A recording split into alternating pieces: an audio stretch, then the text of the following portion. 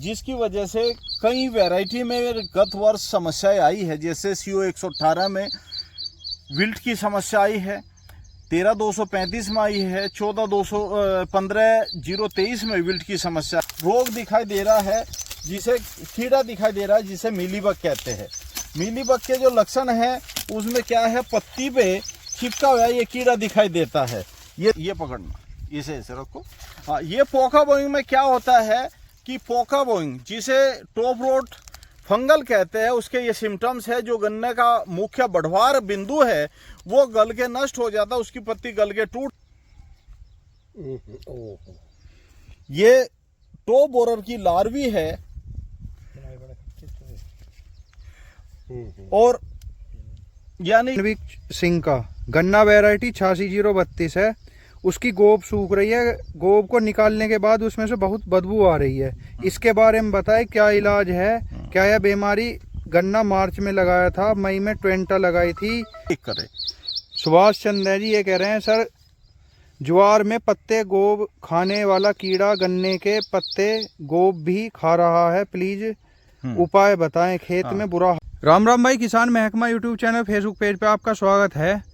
तो आज की जो वीडियो है कई विषय हैं उसमें। जैसे बरसात का समय चल रहा है, कई तरीके के ऐसे रोग अब देखने चमकेंगे जो अब से बाद में परेशानी का सबब बन जाएंगे। सामने कुशलवीर सिंह जी हैं, उनसे परिचय करवाएंगे। कुछ किसान हैं उनसे भी परिचय करवाएंगे।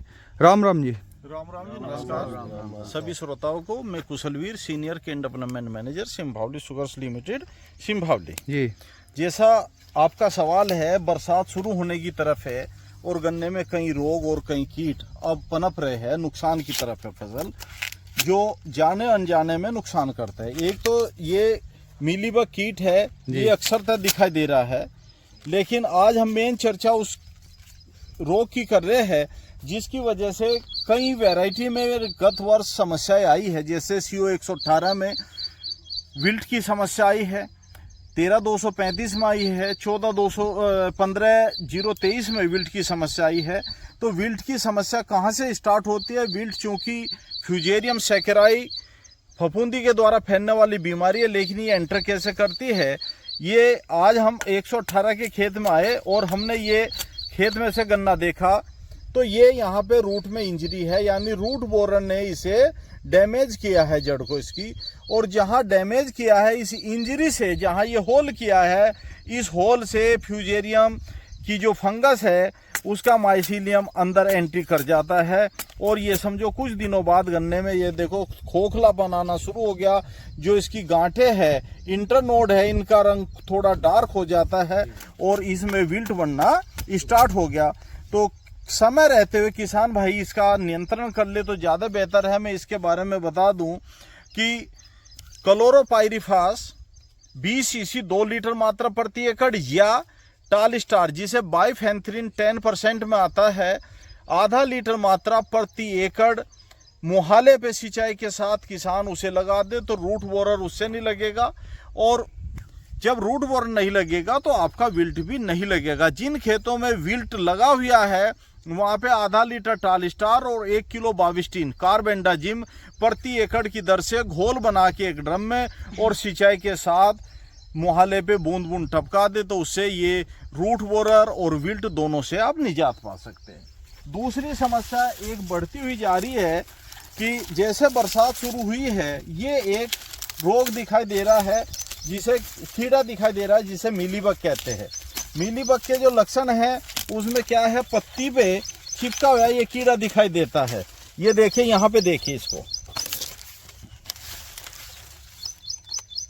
सही है, पिंक मीलीबग इसका नाम है। ये देखिए यहाँ पे पिंक मीलीबग इसका नाम है और ये कीड़ा खेत के चारों तरफ किनारे की तरफ लगता है और परिणाम स्वरूप गन्ने की कोमल पत्ती और कोमल पोरी का रस चूसता है।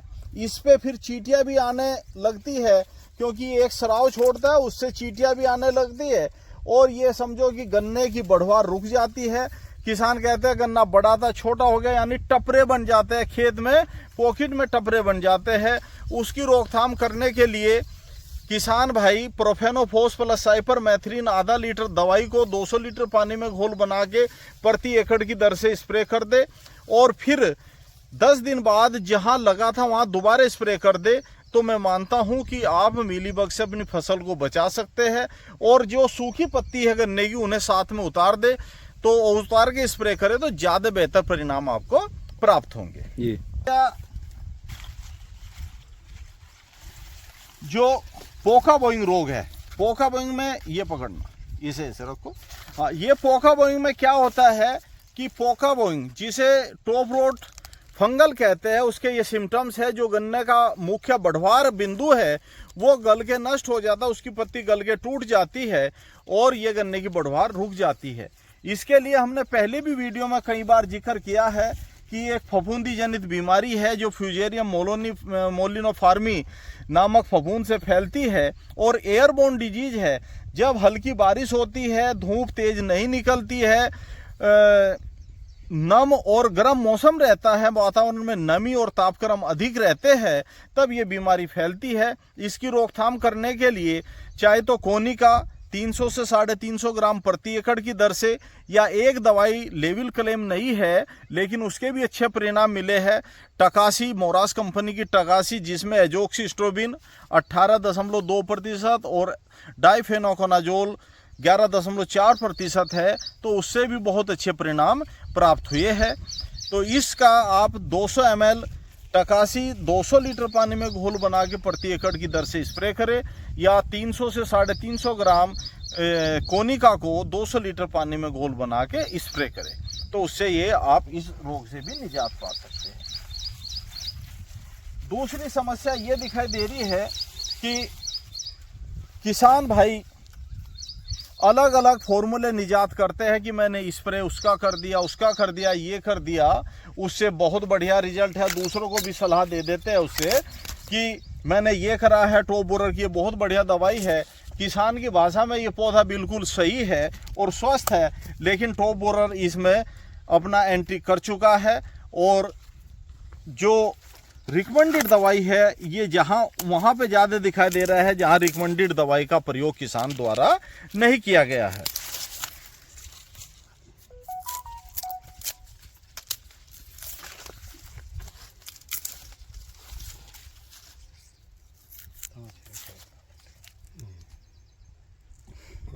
ले बेटे हाथ कर ले।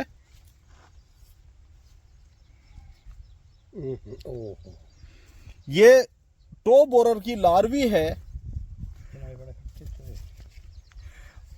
और यानी अभी तक कुछ किसानों का कहना यह है कि टॉप बोरर नहीं आया है, टॉप बोरर की सूंडी आ चुकी है, अभी किसान को नहीं दिखाई दे रहा है। उन खेतों में ज़्यादा दिखाई दे रहा है जिन्होंने रिकमेंडेड दवाई का प्रयोग नहीं किया है, अपनी इच्छा के अनुसार किसान ने दवाई का प्रयोग किया है, वहाँ पे टॉप बोरर साफ दिखाई दे रहा है।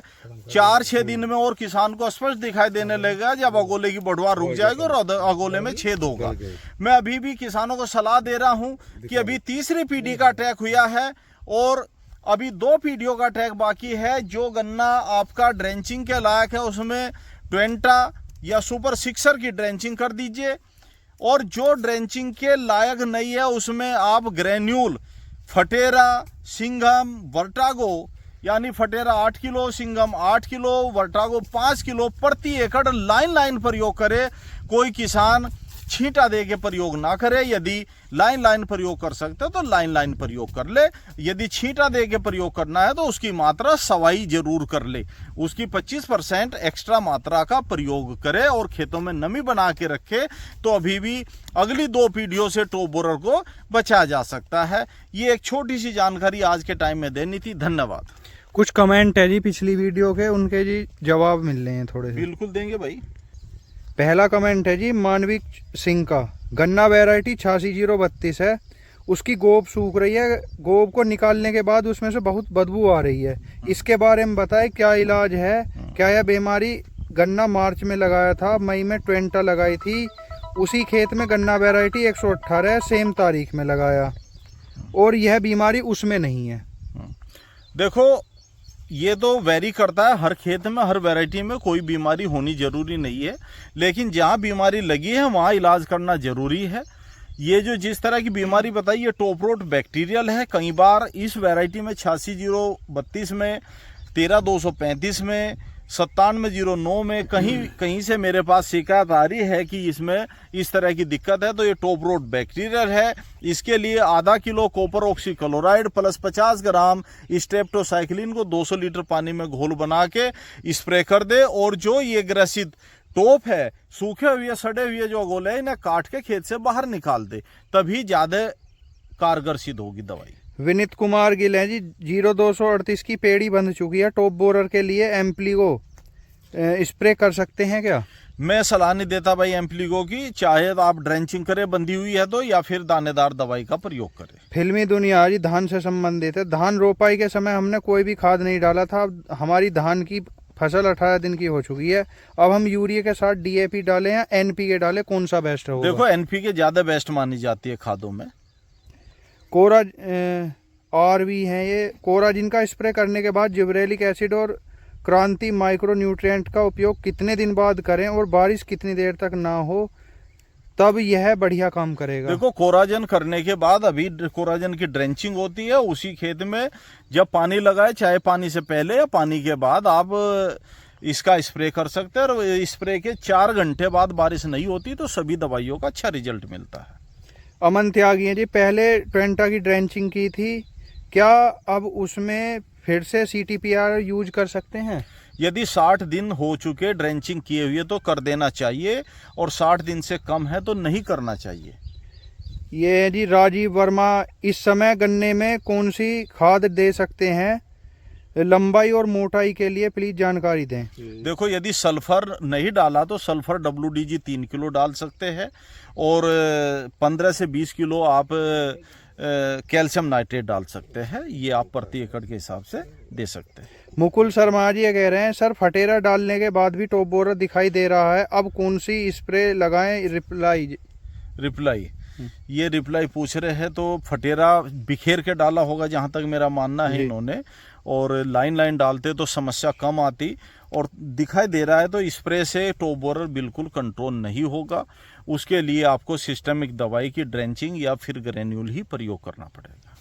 प्रवेश राठी है जी, क्या दवाई के अलावा अगर नीचे जमीन में नीला थोते का छिड़काव करें तो कितने दिन असर, क्या फसल को नुकसान होगा या नहीं? देखो डोज भी बताएं। नीले थोते के बारे में ना मैं डोज बता सकता, ना मैं उसके प्रयोग की विधि बता सकता, ना मुझे ये पता नीले थोते में कितने प्रतिशत कौन सा तत्व है।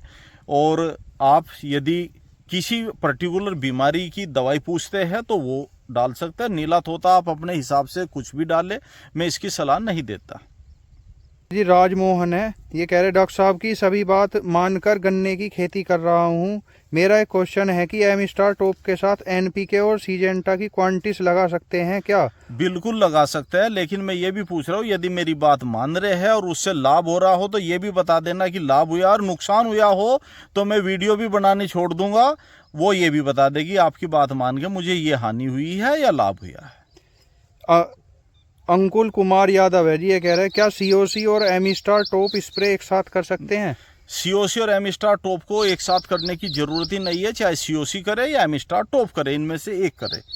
सुभाष चंद्र जी ये कह रहे हैं, सर ज्वार में पत्ते गोब खाने वाला कीड़ा गन्ने के पत्ते गोब भी खा रहा है, प्लीज उपाय बताएं, खेत में बुरा हाल कर दिया है। ये इतनी लंबी सूंडी होती है, लगभग फॉल आर्मी वर्म इसका नाम है, मोटी सी सूंडी होती है, और ये गन्ने की पत्तियों को, चारे की पत्तियों को खाती है और अपनी विष्ठा वहीं पे छोड़ती रहती है। गंदगी सी भी दिखाई दे रही होगी, उसके लिए 1 हफ्ते के अंतर से 2 स्प्रे इनको करने पड़ेंगे। प्रोफेनोफोस साइपर के कर दीजिए, या टालस्टार या बाइफेंथ्रिन के कर सकते हैं। बाइफेंथ्रिन 300 से 400 ml प्रति एकड़, और प्रोफेनोफोस साइपर मैथ्रिन आधा लीटर प्रति एकड़।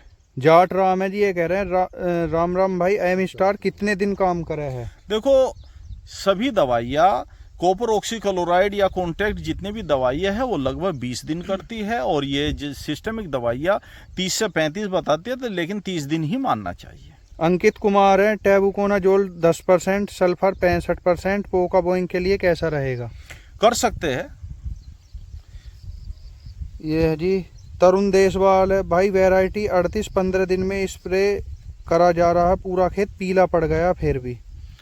अब क्या दिक्कत है ये बिना देखे तो मैं नहीं बता सकता, लेकिन आप उसकी जड़ खोद के देखें, जड़ में रूट बोरर लाल इंजरी निशान तो नहीं दिखाई दे रहा, तो रूट बोरर की दवाई बता दूंगा मैं। और यदि गन्ने को चीर के देखे उसमें रेड रोट दिखाई दे रहा है तो फिर रेड रोट की दवाई बताऊंगा। तो एक थोड़ा सा वो प्रैक्टिस करके देख ले जरा, उसके बाद दवाई पूछ ले मेरे से। ठीक है जी, आज के यही कमेंट है। धन्यवाद जी। राम राम जी। राम राम। अपना परिचय करवाओ जी। मैं देवेंद्र सिंह, ग्राम फुलडेरा, जिला हापुड़।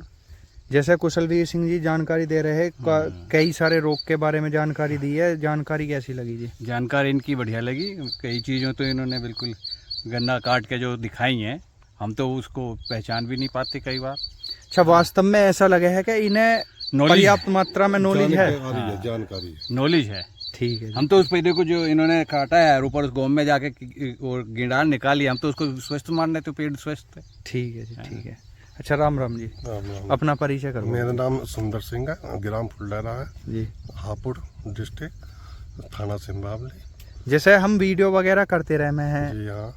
कुशलवीर सिंह जी भी जानकारी देते रहे में, टाइम टू टाइम रोग की भी जानकारी दे रहे हैं, तो कहीं ऐसा तो ना लग रहा है कि हम ठगी कर रहे हो किसानों के साथ कुछ? इन्हें तो बहुत जानकारी है, सिंबावली फैक्ट्री में, ये तो रजिस्टर्ड ही मानो, इन्हें तो बहुत जानकारी है। अच्छा, हाँ जी, जो इन्होंने बताया वो सबके सामने ही बताया इन्होंने, ठीक है, कोई ऐसा नहीं है जो धोखे से बताया। ठीक है जी, ठीक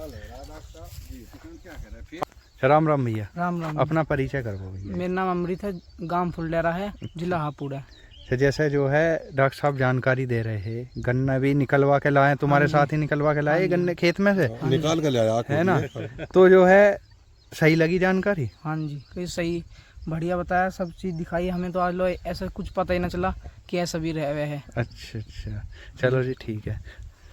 तो भैया आज की जो वीडियो है ये गांव फुलडेरा के अंदर है, इसके अंदर कई सारे टॉपिक जो है क्लियर करे गए। ठीक है जी, अगर वीडियो अच्छी लगे हो वीडियो को लाइक जरूर करें। राम राम जी।